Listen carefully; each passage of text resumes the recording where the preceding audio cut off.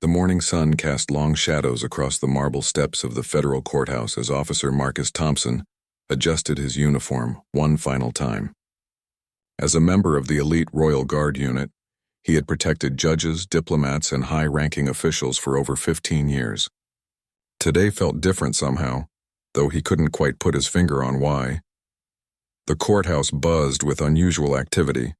News vans lined the street, their satellite dishes reaching toward the cloudy sky like mechanical flowers. Reporters clutched their microphones tightly, preparing for what promised to be one of the most significant trials of the decade. The case involved a massive corruption scandal that had rocked the city's political establishment to its core. Marcus checked his watch as he walked through the security checkpoint. The trial was set to begin at 9 o'clock sharp, and Judge Catherine Morrison was known for her punctuality. She had specifically requested additional security for this case, citing concerns about potential disruptions or threats. The defendants included 3 city council members, 2 prominent businessmen, and a former police chief. The charges ranged from bribery and embezzlement to witness intimidation. As Marcus took his position near the main entrance, he noticed the crowd gathering outside had grown larger than expected. Protesters held signs demanding justice, while supporters of the accused maintained their innocence. The tension in the air was thick enough to cut with a knife. Local police officers formed barriers to keep the opposing groups separated, but emotions were running high on both sides. Inside the courthouse, the atmosphere was equally charged. Lawyers shuffled papers nervously. Witnesses whispered among themselves, and family members of both victims and defendants filled the gallery. The case had divided the community, with some believing the charges were politically motivated while others saw it as long overdue accountability for years of corruption. Marcus had read the case files during his preparation. The investigation had begun 2 years earlier, when an anonymous tip led federal agents to discover a complex web of illegal activities. City contracts had been awarded to companies that provided kickbacks to officials. Public funds had been diverted to private accounts. Construction projects had been approved despite safety violations, all because the right palms had been greased. The evidence seemed overwhelming, according to the prosecution. Bank records, recorded phone conversations, and witness testimony painted a picture of systematic corruption that had cost taxpayers millions of dollars. The defense, however, argued that their clients were being scapegoated for problems that ran much deeper than any individual wrongdoing. As the first potential jurors began arriving, Marcus noticed a young woman sitting alone on a bench near the courthouse entrance. She appeared to be in her early 20s, with dark hair pulled back in a simple ponytail. What caught his attention wasn't her appearance, but her obvious distress. She kept glancing around nervously, clutching a manila envelope against her chest as if her life depended on it. The woman seemed out of place among the lawyers, reporters, and court personnel who typically populated the courthouse. Her clothes were simple but clean, suggesting she wasn't wealthy but took pride in her appearance. More concerning to Marcus was the way she kept looking over her shoulder, as if expecting someone to appear at any moment. When she stood up and began walking toward the main courtroom, Marcus noticed she was limping slightly. Her left leg seemed to be causing her pain, though she was trying her best to hide it. As a trained security officer, Marcus had learned to observe people carefully, looking for signs of distress, deception, or potential threats. This young woman definitely fell into the distress category. The courtroom began filling up as the trial's start time approached. Judge Morrison's bailiff called for order, and the familiar rituals of the legal system began to unfold. The prosecution and defense teams took their positions. The defendants entered wearing suits that couldn't hide their worried expressions, and the media representatives filled their designated area.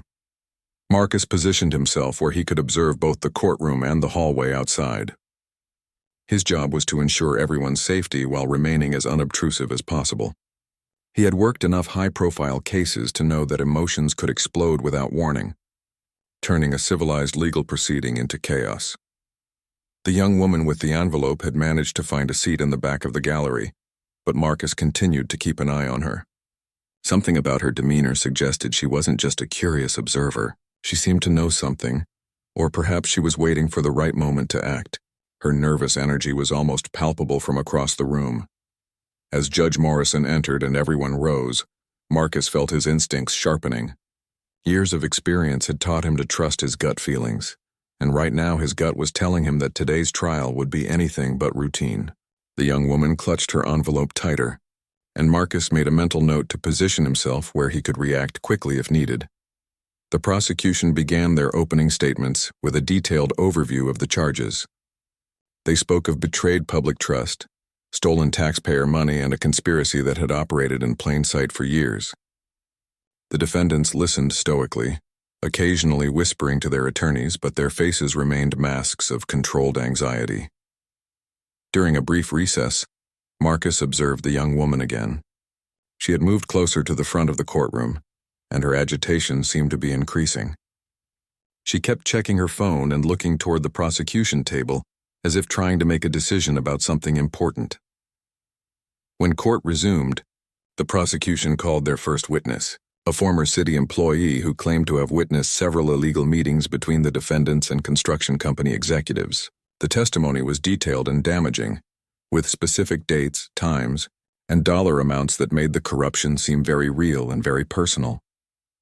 As the morning progressed, Marcus noticed the young woman becoming increasingly restless.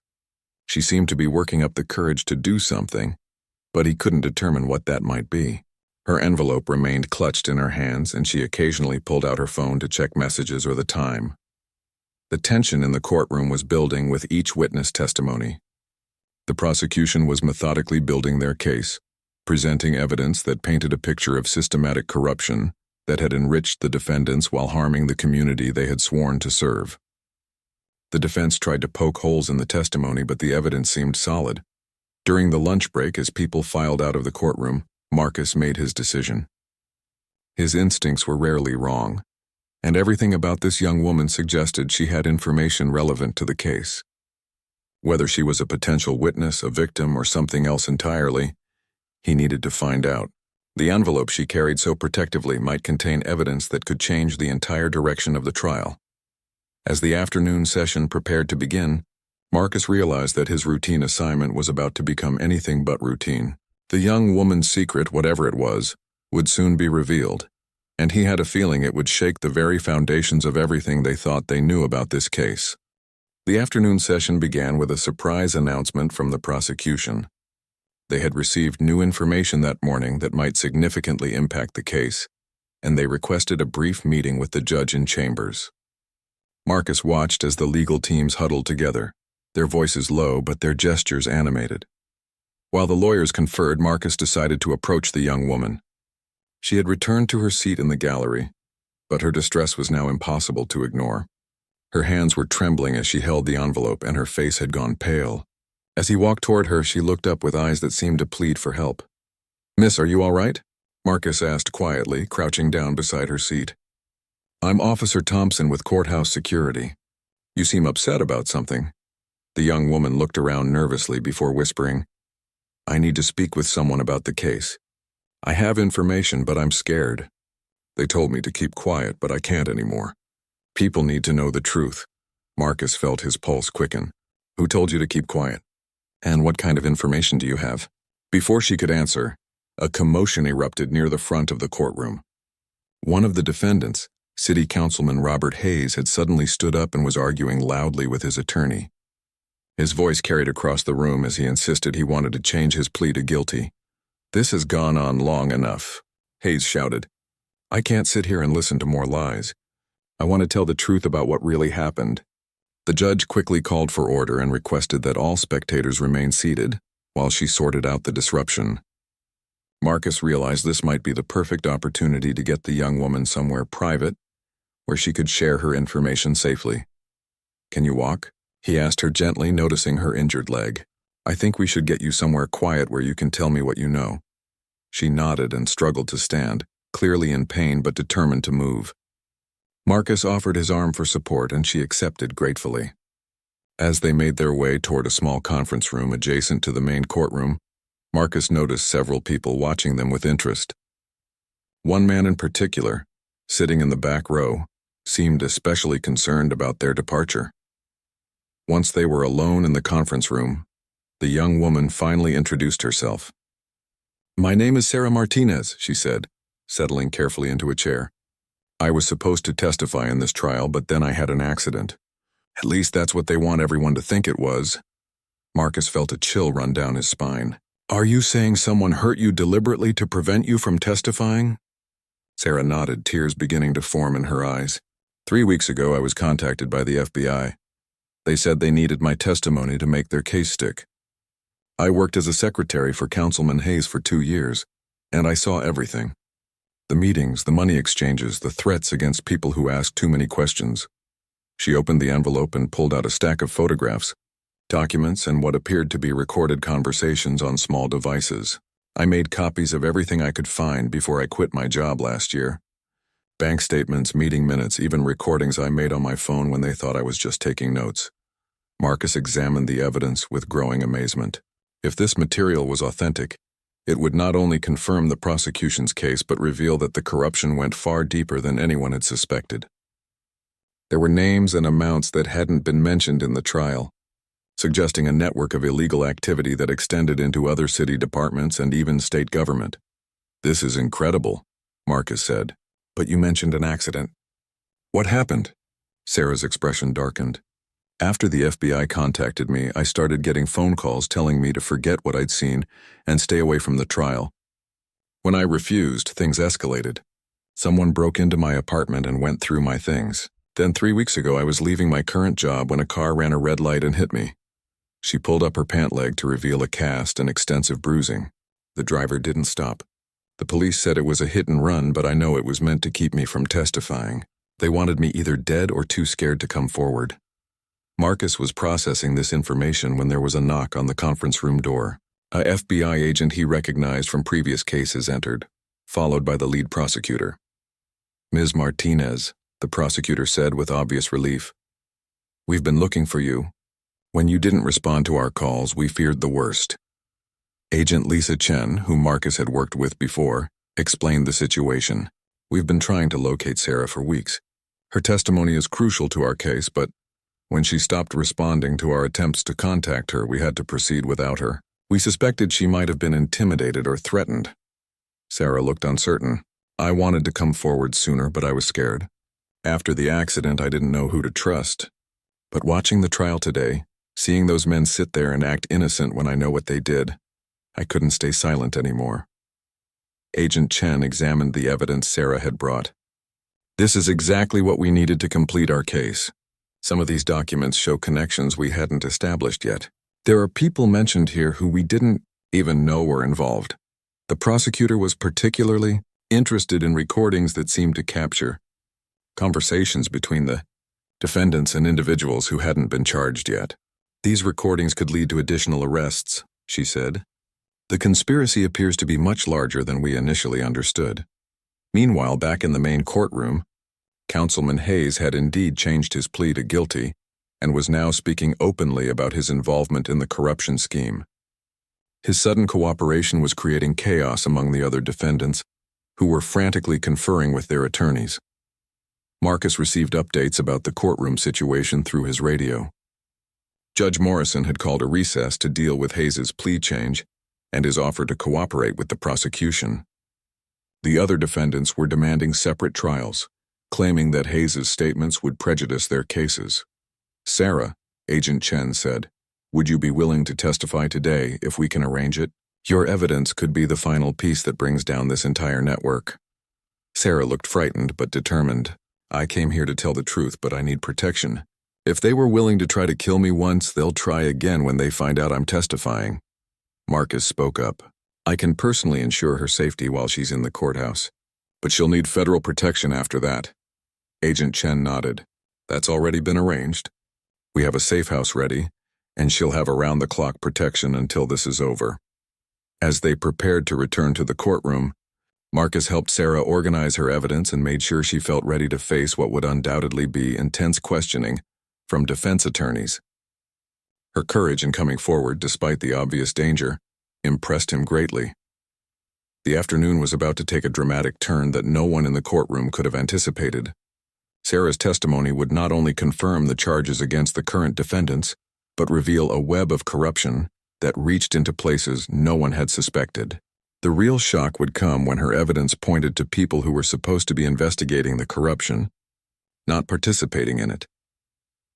As they walked back toward the main courtroom, Marcus realized that his role had evolved from simple security to protecting a witness whose testimony could reshape the entire case and lead to arrests that would send shockwaves through the city's power structure. The courtroom atmosphere had changed dramatically during the recess.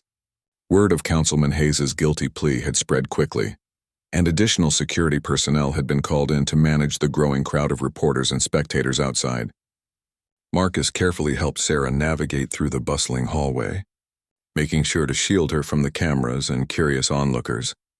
Judge Morrison reconvened the court with a stern warning about maintaining order. The remaining defendants sat stone-faced at their table, but Marcus could see the tension in their posture. Their carefully planned defense strategy was crumbling, and Hayes's cooperation meant they could no longer rely on presenting a united front of denial. The prosecutor stood to address the court.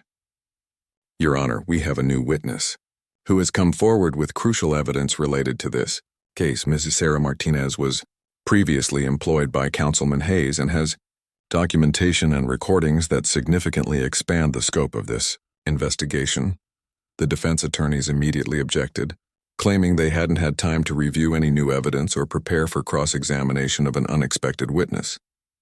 Judge Morrison listened to their arguments but ultimately decided that the interests of justice required hearing Sarah's testimony, especially given the extraordinary circumstances of her appearance. As Sarah made her way to the witness stand with Marcus's assistance, a murmur ran through the gallery. Her limp was obvious and her nervousness was palpable, but her determination to speak was clear. Marcus positioned himself where he could watch both Sarah and the audience, looking for any signs of trouble. After being sworn in, Sarah began her testimony in a clear, steady voice. She described her 2 years working for Councilman Hayes, during which she had gradually become aware of illegal activities taking place in his office. Her job had required her to schedule meetings, handle correspondence, and maintain files, giving her access to information that painted a disturbing picture of systematic corruption. "At first, I thought the extra meetings and cash payments were just campaign contributions," Sarah explained. "But then I started noticing patterns. Construction companies would meet with Councilman Hayes, money would change hands, and then those same companies would win city contracts even when their bids weren't the lowest." She described specific instances where she had witnessed briefcases of cash being exchanged for promises of favorable treatment on city business. Her testimony was detailed and precise, with dates, amounts, and names that corroborated the prosecution's existing evidence while adding new layers of complexity to the case. But the real bombshell came when Sarah began discussing recordings she had made secretly during some of these meetings. She had used her smartphone to capture conversations, initially just to protect herself if anyone tried to blame her for irregularities she had witnessed. "I started recording conversations because I was worried they might try to make me a scapegoat," Sarah explained. "But what I heard was much worse than just simple bribery. They were talking about silencing witnesses, manipulating evidence, and even involving people in law enforcement who were supposed to be investigating corruption." The courtroom fell silent as the prosecutor prepared to play one of Sarah's recordings. The audio quality wasn't perfect, but the voices were clearly recognizable as belonging to several of the defendants. In the recording, they discussed paying off a police detective to bury evidence and intimidating witnesses who might testify against them. But the most shocking revelation came in a recording dated just 6 weeks earlier. In it, the defendants discussed Sarah specifically, referring to her as a problem that needs to be solved permanently. The conversation included detailed plans for what they euphemistically called an accident that would prevent her from testifying. As the recording played, Marcus watched the defendants' faces carefully. Their expressions ranged from resignation to panic as they realized their own words were being used against them. The defense attorneys were frantically taking notes and whispering urgent consultations with their clients. The recording also revealed names that hadn't been mentioned in the trial before. Detective Ray Morrison, Judge Morrison's own brother, was discussed as someone who had been helping the defendants by providing advance warning of investigation activities. City Attorney Jennifer Walsh was mentioned as someone who had been deliberately misfiling important documents to prevent them from being discovered. Judge Morrison's face went pale when her brother's name was mentioned. She immediately called for a recess and announced that she would need to recuse herself from the case due to the conflict of interest. The revelation that her own brother was allegedly involved in the corruption scheme sent shockwaves through the courtroom. During the recess, Marcus stayed close to Sarah as FBI agents and prosecutors huddled around her, asking detailed questions about the recordings and documents she had brought. Agent Chen was particularly interested in the evidence pointing to Detective Morrison's involvement. Detective Morrison has been working on anti-corruption cases for the past 3 years. Agent Chen explained to Marcus quietly. If he's been feeding information to the people he's supposed to be investigating, it explains why so many cases have fallen apart or witnesses have disappeared. Sarah overheard the conversation and nodded grimly. Detective Morrison came to my apartment twice after I quit my job with Councilman Hayes. He said he was investigating corruption in city government and wanted my help. I thought he was one of the good guys, but now I realize he was probably trying to find out what I knew, so he could report back to them. The implications were staggering. If Detective Morrison had been compromised, how many other investigations had been sabotaged? How many witnesses had been identified and then intimidated or worse? The corruption network appeared to have tentacles reaching into every level of city government, including the very agencies responsible for fighting corruption. Marcus received word through his radio that additional arrests were being prepared based on Sarah's evidence. FBI agents were already moving to detain Detective Morrison before he could destroy evidence or flee. City Attorney Walsh was also being brought in for questioning. As the afternoon wore on, it became clear that this trial was just the tip of the iceberg. Sarah's courage in coming forward despite threats and physical harm had exposed a conspiracy that reached far beyond the original defendants. Her evidence suggested that the corruption had been operating for years, protected by people in positions of trust who had chosen personal gain over public service. When court reconvened with a new judge, the atmosphere was electric with tension. News of the additional arrests had leaked to the media, and the courthouse was surrounded by reporters trying to get more information about the expanding investigation. Sarah's cross-examination by the defense attorneys was intense but respectful. They tried to challenge her credibility and the authenticity of her recordings, but her calm, consistent responses and the supporting documentation made their task nearly impossible. She had clearly been telling the truth, and her evidence was genuine. The most dramatic moment came when one of the defense attorneys asked Sarah why she had waited so long to come forward with her evidence. Her response silenced the courtroom. "I tried to come forward," she said quietly, "but every time I contacted law enforcement, Detective Morrison showed up at my door. He convinced me that my evidence wouldn't be enough to convict anyone and that coming forward would just make me a target. I believed him because I thought he was trying to protect me. I didn't realize until much later that he was actually protecting them." As Sarah's testimony concluded, Marcus felt a deep respect for her courage and integrity. Despite being threatened, injured, and intimidated, she had chosen to do the right thing. Her decision to come forward would lead to justice for the victims of corruption and help restore faith in the city's government institutions. The trial was far from over, but Sarah's testimony had fundamentally changed its direction and scope. The news of Detective Morrison's arrest spread through the courthouse like wildfire. Marcus could see the shock and concern on the faces of court personnel who had worked with the detective for years. Many of them had trusted him completely, and the revelation of his betrayal cut deep into the law enforcement community's sense of integrity. Sarah remained in protective custody in a secure room adjacent to the courtroom, but Marcus could see the toll that testifying had taken on her. She sat quietly, occasionally wincing from the pain in her injured leg, while FBI agents continued to debrief her about additional evidence she might have. Agent Chen approached Marcus with an update. "Detective Morrison tried to destroy evidence when he learned about the arrest warrant, but we managed to stop him in time. We recovered files from his home and office that confirm everything Sarah told us. He's been feeding information to the corruption network for at least 3 years. The scope of the betrayal was breathtaking.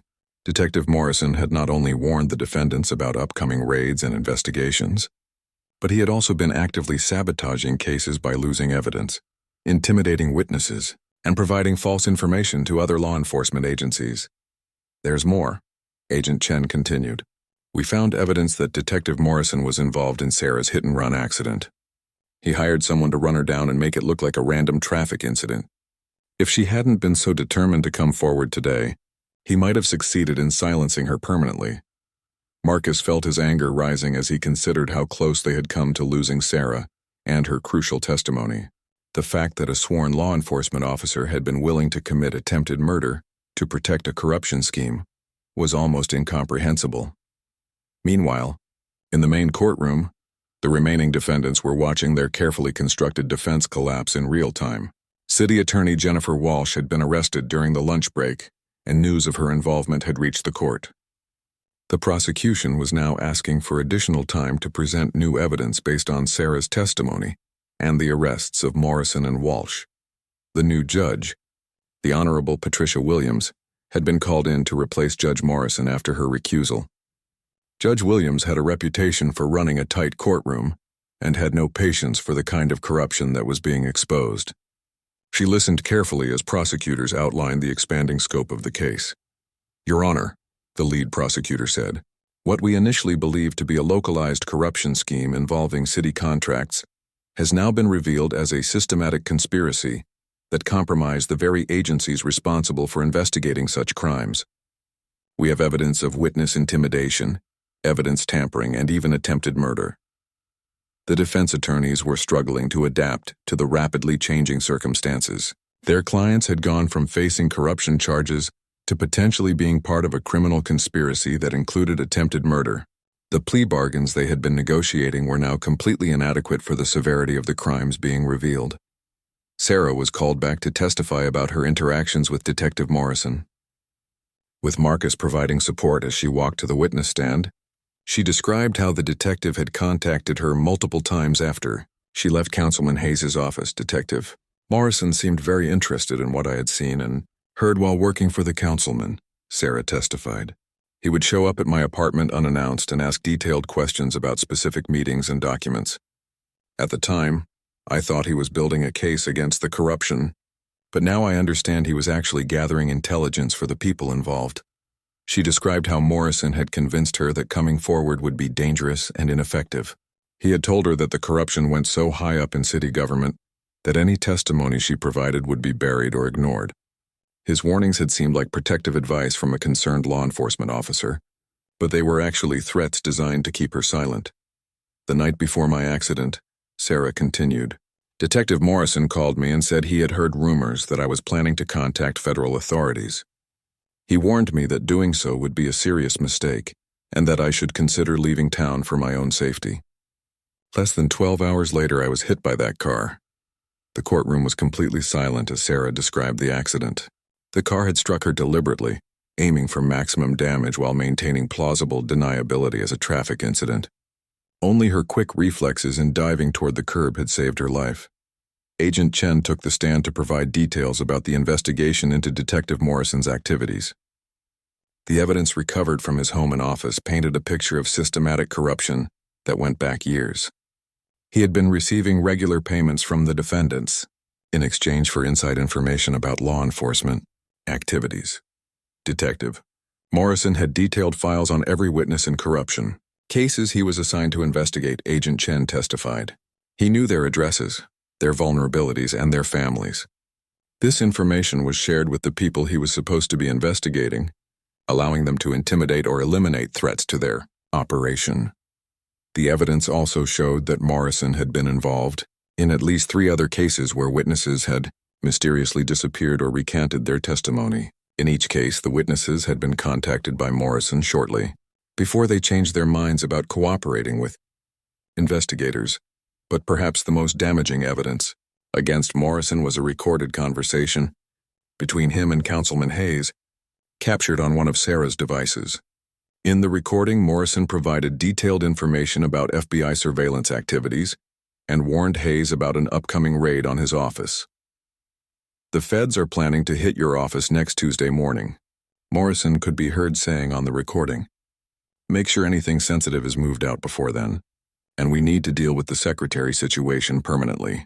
She knows too much and she's not going to stay quiet much longer. The secretary situation was clearly a reference to Sarah, and the phrase "deal with permanently" took on sinister meaning in light of the hit-and-run incident that had occurred shortly after the conversation was recorded. As the day progressed, more arrests were announced. The investigation had uncovered a network of corruption that included not only the original defendants but also several other city officials, business owners, and even a county judge, who had been dismissing charges against members of the conspiracy. The prosecutor announced that a total of 15 people had now been arrested in connection with the expanding investigation.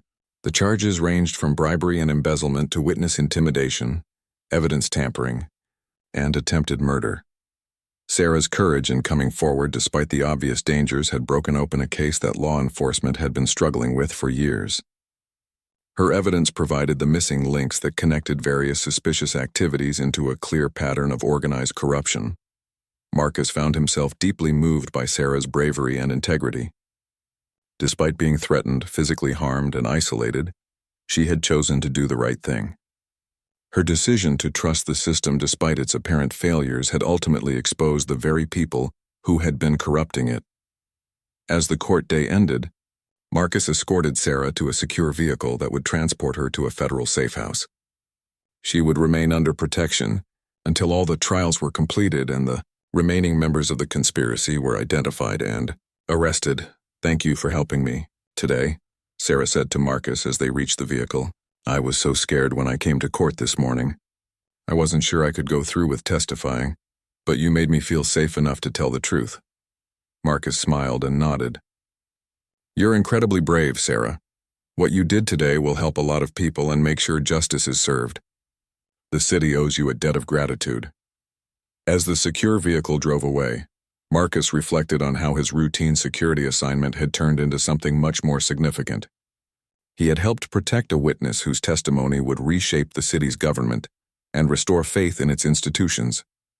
The trials ahead would be complex and lengthy, but Sarah's evidence had provided the foundation for justice to prevail. Her shocking truth had indeed led to arrests, and more would surely follow as the investigation continued to uncover the full extent of the corruption that had infected the city's government.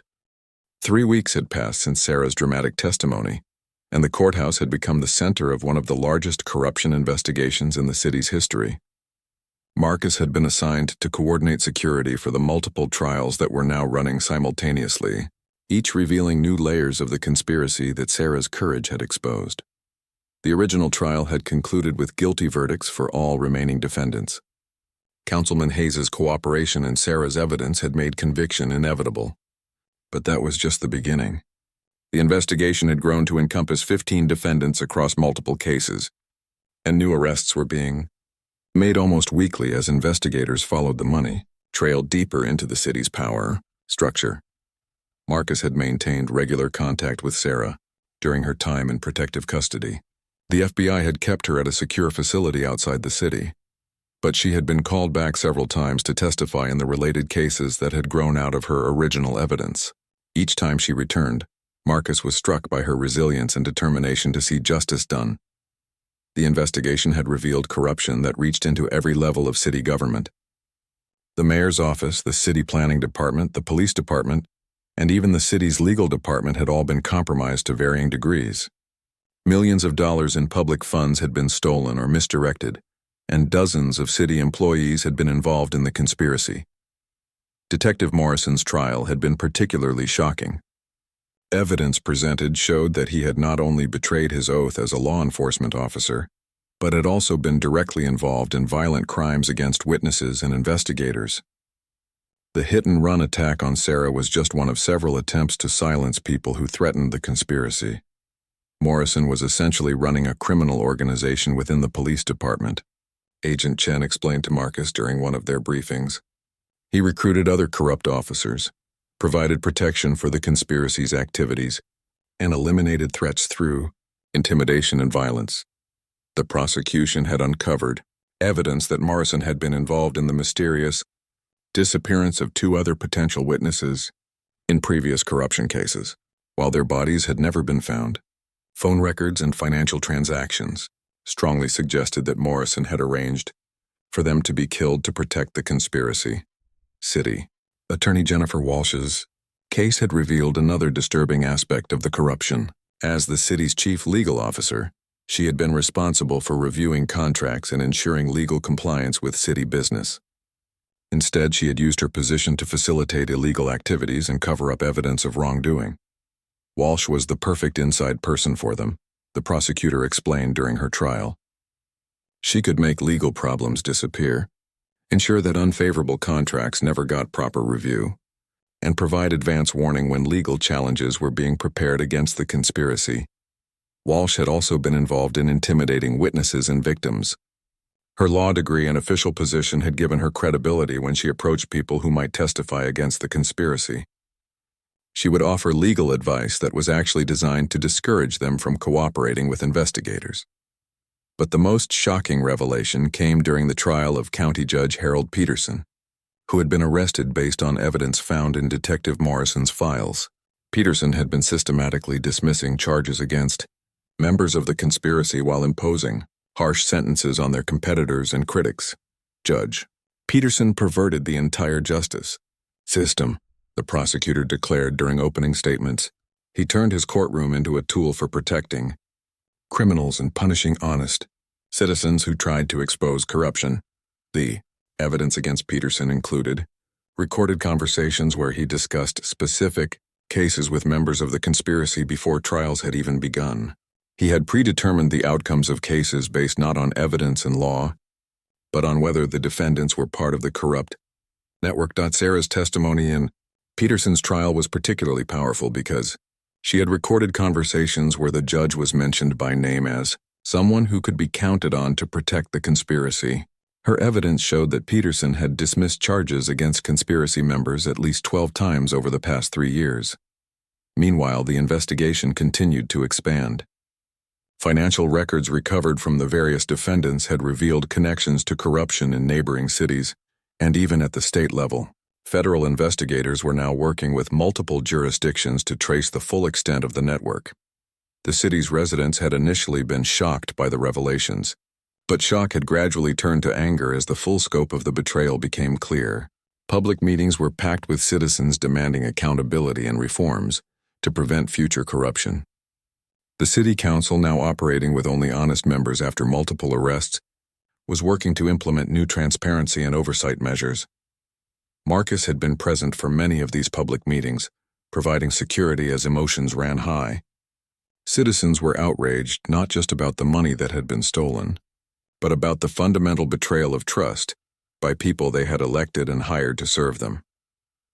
These people weren't just stealing money, one citizen said during a particularly heated meeting. They were stealing our faith in government, our belief that the system could work for ordinary people. They were willing to hurt anyone who got in their way.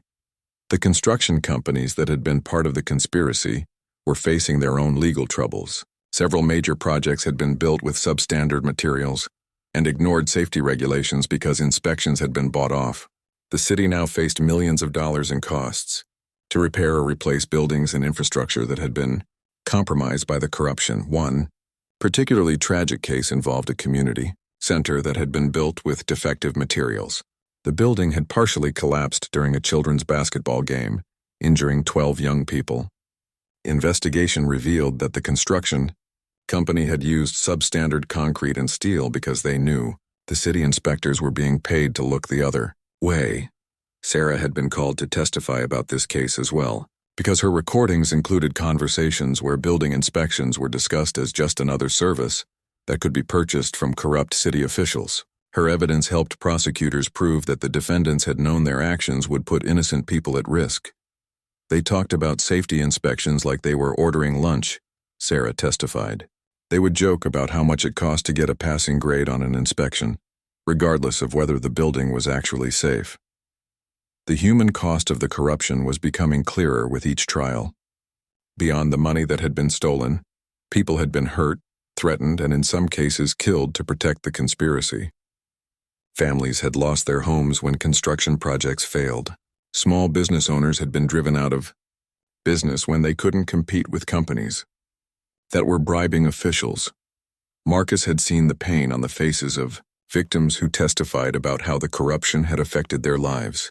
a widow whose husband had been killed when a bridge collapsed due to faulty construction, a small contractor who had lost his business because he refused to pay bribes, a city worker who had been fired and blacklisted for trying to report irregularities. But there were also stories of courage and integrity that gave Marcus hope. City employees who had continued to do their jobs honestly despite pressure to participate in corruption, business owners who had refused to pay bribes even when it cost them contracts, citizens who had kept demanding answers even when they were told to mind their own business. Sarah had become a symbol of this courage for many people in the city. Her decision to come forward despite obvious dangers had inspired other witnesses to step forward with their own evidence of corruption. The investigation had received dozens of tips from people who had previously been too scared to speak up. The trials were also revealing the sophisticated nature of the conspiracy. The defendants had used multiple shell companies, offshore bank accounts, and complex financial arrangements to hide their activities. They had codes and signals for communicating about illegal activities. They had backup plans for destroying evidence and eliminating witnesses if their operation was threatened. This wasn't just simple bribery, Agent Chen explained to Marcus. This was an organized criminal enterprise that had taken over significant portions of city government. They had systems and procedures for everything from collecting bribes to eliminating threats. The conspiracy had even infiltrated the media to some extent. 2 local reporters had been receiving payments to suppress stories about corruption and to publish favorable coverage of the defendants. Their editors had been unaware of the payments, but the reporters had used their positions to protect the conspiracy from negative publicity. As the trials progressed, Marcus found himself developing a deep appreciation for the justice system when it worked properly. Despite the corruption that had infected many institutions, honest prosecutors, investigators, and judges were ensuring that the truth came out and that justice was served. The sentences being handed down were severe, reflecting the serious nature of the crimes and the breach of public trust. 6 months after Sarah's first appearance in the courthouse, Marcus stood in the same spot where he had first noticed her sitting nervously on the bench. The trials were finally complete, and the last of the defendants had been sentenced. The courthouse had returned to its normal rhythm, but the impact of what had happened there would be felt for years to come.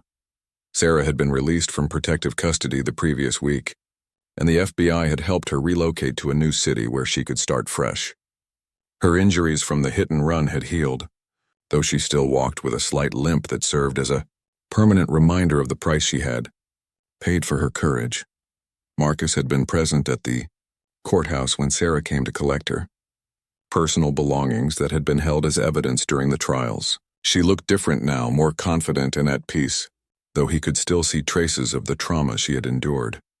"I never imagined that bringing that envelope to court would lead to all of this," Sarah had told him as they walked through the now familiar hallways.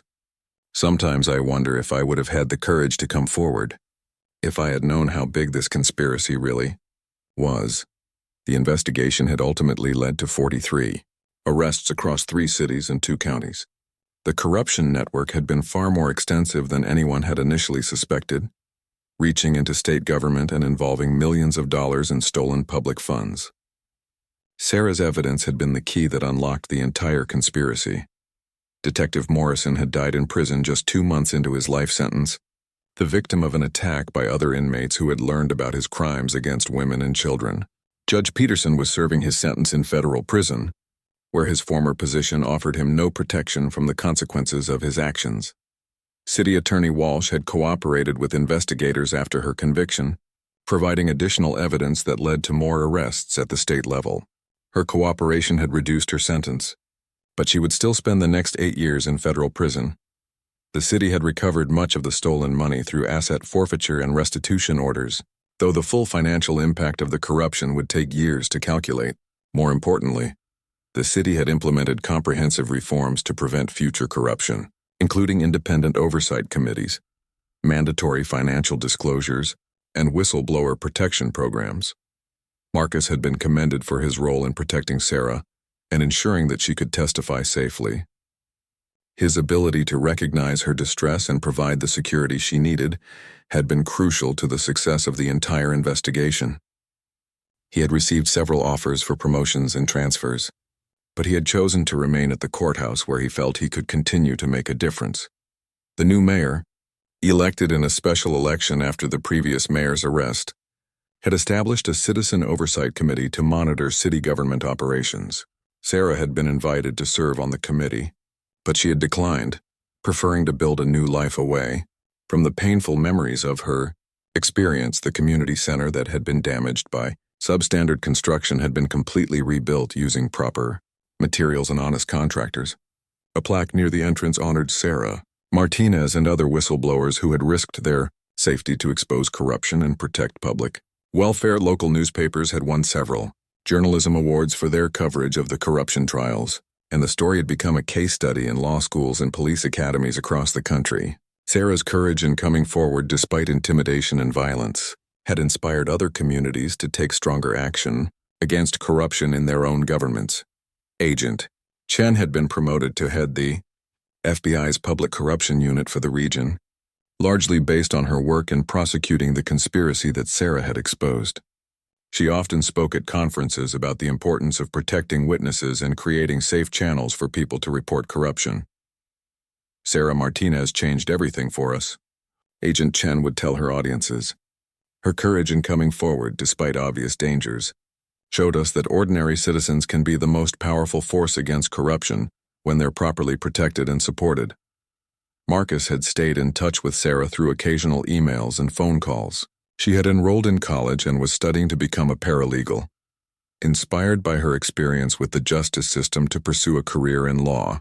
Her professors were unaware of her background, knowing only that she was a dedicated student with an unusual understanding of legal procedures.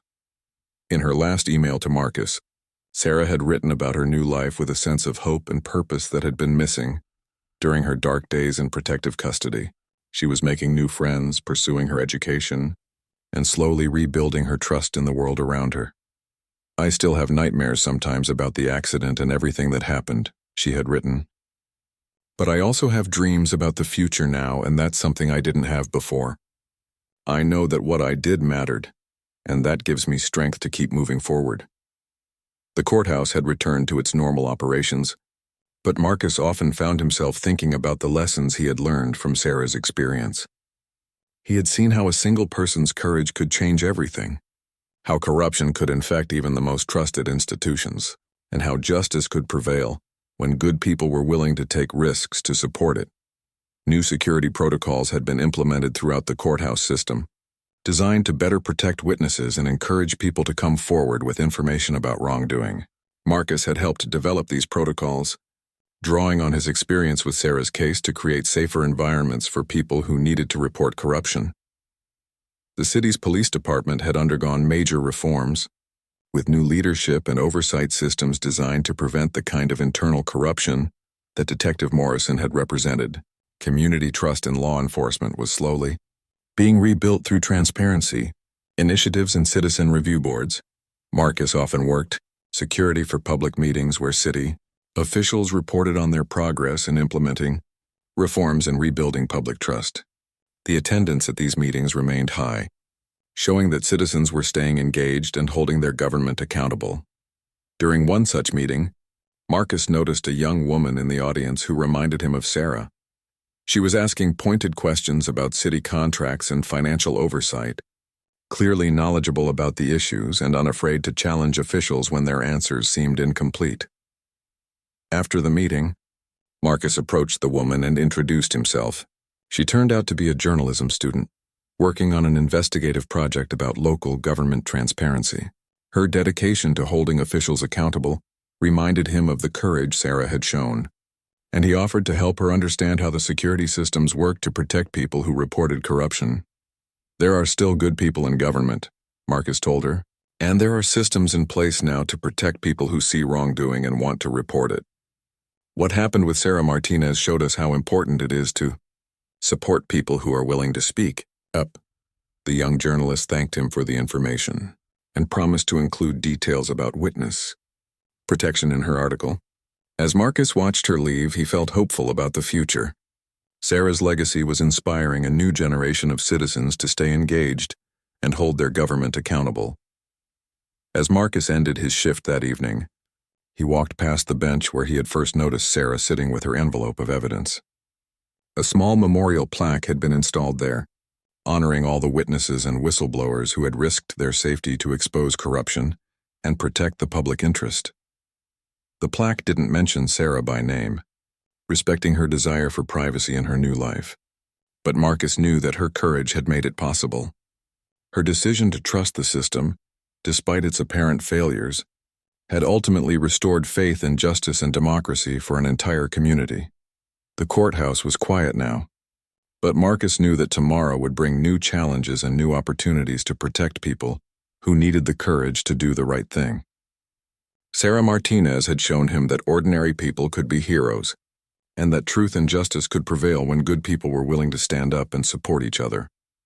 Her shocking truth had indeed led to arrests, but more importantly, it had led to renewal and hope for a community that had almost lost faith in its institutions.